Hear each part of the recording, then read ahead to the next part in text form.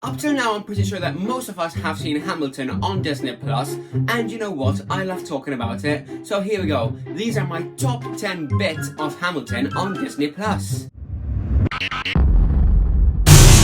Hiya guys, what is up, and welcome to the Theatre Lounge. Welcome back to everyone who's been here before, and a massive welcome to everyone who's here for the first time. Here at the Theatre Lounge, I talk about everything theatre because I love this industry so much, but I also give my top tips when it comes to auditions, colleges, and everything else that comes with it. I upload videos twice a week, every Tuesday and every Friday, so if you haven't yet, make sure that you hit that subscribe button over here to keep updated with all of my theatre content. And remember to hit the bell button next to it to get notified when the videos go live. So Friday just gone, I woke up super early and made sure that I got to watch Hamilton ASAP because I've never seen it live, so I saw it on Disney Plus for the first time. And I've also filmed and posted my live reaction here on the channel, which I will link up here just for you as well. And I was like, I need to talk more about Hamilton because this musical deserves so much more love than I ever gave it. So here we are, here's another video of my top 10 bits from the Hamilfilm. These are not in any specific order, they're all jumbled up, these are just my favourite bits. And yeah, let me know what your favourite bits are in the comments box below. And if there's any more Hamilton content that you want me to create, let me know as well, because I love creating this stuff. So my first favourite thing from the Hamilton movie is King George. I personally think that Jonathan Groff is a brilliant actor, as is just himself. He's such a good performer. But in Hamilton, as King George, he was incredible. Like, genuinely, I was in awe of him. I think he was so different from everyone else. Like, he had his own character. He was kind of the sassier one in a way as well. Like, his strut, his walk.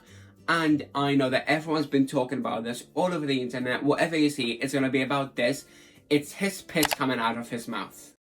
Ew! Some said it's disgusting. Some said it's character. And you know what? I think it's also technique. You could hear every single consonant that he sang. And that is why the spit came out, and I think it's beautiful. He's acting through his lyrics, he's acting through his words, and yeah, I personally loved it. I remember I once watched Kinky Boots on the West End, and I was front row. I had won the 2-day tickets lottery, and yeah, I was front row, and I could actually feel the spit from the actors on me. And in a way, I was like, it means that they're working hard, like they're doing their job. But yeah, I think King George as a character is so different to anything else in Hamilton. He's got that life to him that none of the other characters do. And yeah, it was so good, so different, and so fresh for the musical itself. And also, two standout moments have to be when he said, "Why so sad?" and he put that facial expression on. But also, his little shoulder thing that he did in We'll Be Back. I think it was really funny and like really subtle but so characteristic. Something else that I liked so much from the Hamilton movie is Eliza.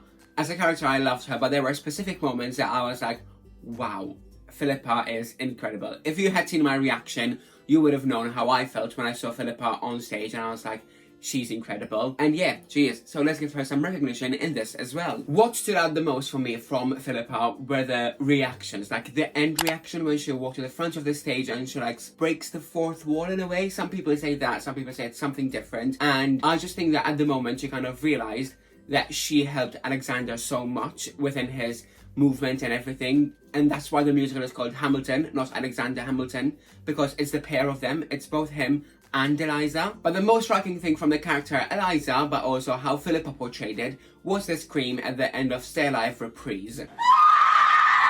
As soon as she realised that she lost her son, you could feel the pain in the character. It was genuinely one of the most beautiful things ever. Honestly, I had tears coming down my eyes. I was like, this is so beautiful. I've seen it a couple more times since I did my reaction to it, and the more I watch it, the more I like feel for Eliza. She's gone through so much. On a different note, something else that I liked so much from the Hamilton movie again is all the bullet scenes. I think every single one of these bullet scenes were choreographed so brilliantly. Catching the bullet and then like going slow motion. It was so beautiful, literally. The dancers are insane. The choreography is next level, and Blankenbuehler did such an amazing job with this. Honestly, you can get the story just from watching the choreography, and that is so good. Like, it's so beautiful. Genuinely one of the best choreographies I've seen. But yes, the bullet scenes are amazing, but specifically the one in the end where Alexander Hamilton dies, it was just so good. Literally, like, being able to see everything that went through Hamilton's mind before he died, his last thoughts, it was literally just insane. It was incredible. One thing I thought was going to be different on stage was Wait For It, and for that specific reason, it has made it to my top 10 list. For me, Wait For It is one of my favourite numbers from the whole musical, and I didn't expect it to look like that. The way it starts and he's standing still, the stillness of it is so powerful, and that is something that I think sometimes is overseen in theatre.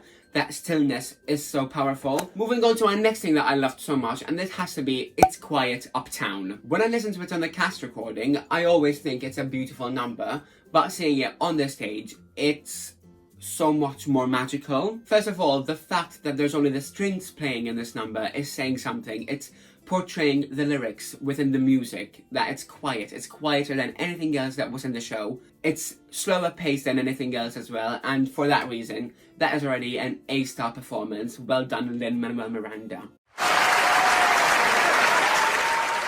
But the story within the song shows so much as well. The fact that Alexander is begging Eliza to take him back, and she doesn't say anything, but we know that she does accept him back and wants him to be there, and to be honest, needs him there because it's such a painful time for her. I feel like they both need each other at that time. Their son just died and it's difficult, so for that reason, it's a beautiful, beautiful, beautiful story. Now, mentioning Philip's death, I have to speak about Philip himself because I think his storyline is also very striking and very important within the musical. First of all, his birthday scene, it was so nice to see Eliza being so happy and him being so happy and everything. But the most striking thing about Philip was the urge for him to be like his father. Although he knows that his father went through so much and like it's such a difficult life and everything, he still wanted to be like his dad. The fact that we see that people are bad naming Alexander Hamilton and his son wants to stick up for him and he does that, and unfortunately he dies in the battle and the duel and everything. And you can see this in the lyrics as well when he says, "Gotta be my own man, like my father, but bolder."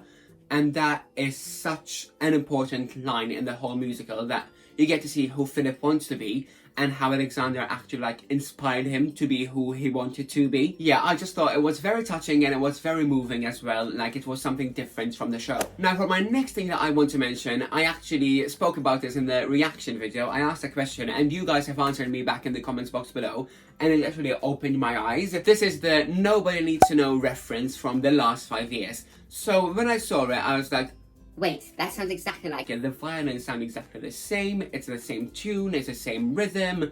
This has to be like a reference to it. So I asked in my reaction video saying, guys, does anyone know if this is a reference to it or anything? And you guys have come back and you were like, yes it is. Lin-Manuel Miranda said that himself.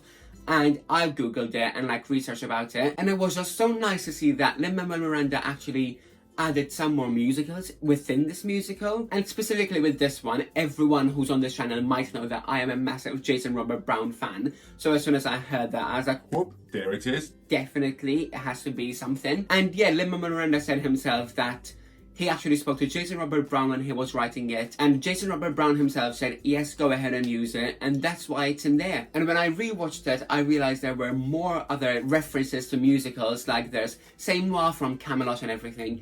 And yeah, I think that's beautiful that he's mentioning other musicals within this musical, knowing that these are the musicals that inspired him when he was younger to be who he is today. Now, something else that was mentioned in the comments on my other video, my reaction video, was the wedding scene, and specifically the rewind in it. And I totally agree with it, because I thought it was so beautifully done. Like when you're listening to the cast recording, you can tell that Angelica is now telling her story and what she thinks about it.